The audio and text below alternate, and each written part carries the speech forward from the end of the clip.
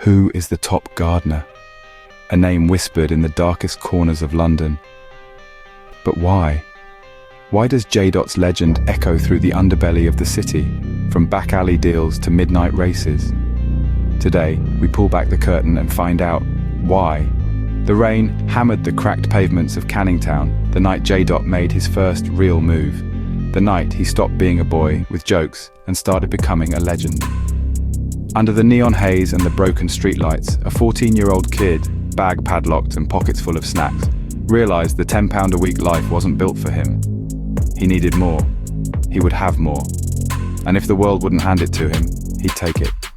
This is the story of J. the top gardener, a name whispered in both fear and awe from the blocks of East London to the smoke-filled trap houses across the city. His rise wasn't clean, it wasn't safe, it was ruthless, raw, and real. J. was a straight-A student with a sharp tongue, surviving 11 school exclusions by outthinking teachers and outmaneuvering chaos.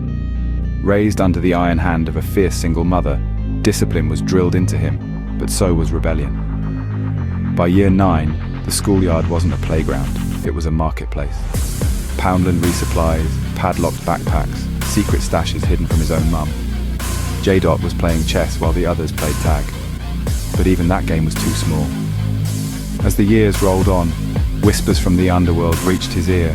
Whispers about the real money, underbelly grows, tucked away in forgotten flats, protected by men with shaky nerves and itchy trigger fingers. Most kids ran from the danger, but J. walked straight into it. By 18, he wasn't just part of East London's murky underworld.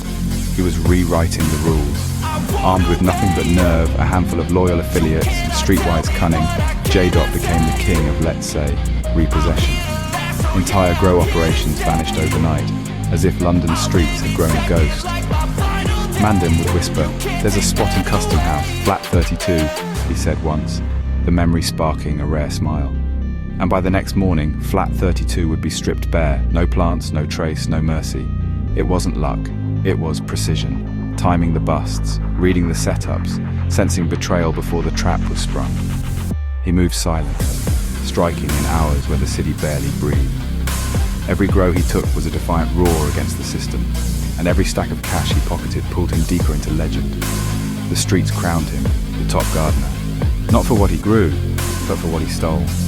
But in a world built on loyalty and fear, betrayal was inevitable.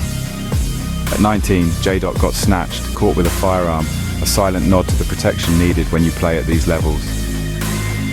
He thought he'd beat the charge. No fingerprints, no direct link. But the game he mastered spat him out, and the system locked him down for 3 years. Prison was another jungle. Smuggled phones, underground group chats, connections stretched across cells like spiderwebs. Even brutal conditions inside the jails. Starved, battered, couldn't break him. They just sharpened the blade. When he finally stepped back onto London's streets, the city didn't welcome him home. It warned him. And J. smiled, the legend, outside the law. When he was released from prison, he was picked up in a Range Rover and celebrated with a 200-person party. Later that same day, he ended up in a full-blown chase with the feds. By day 10, the betrayal hit deeper than the streets. A trusted brother had gambled away £15,000 during J.'s recall. Rage burned in his chest, but blood was blood. When he found him, standing broken under the estate lights, J. did the unthinkable. He forgave him. Drama wasn't an accident anymore, it was a currency for J.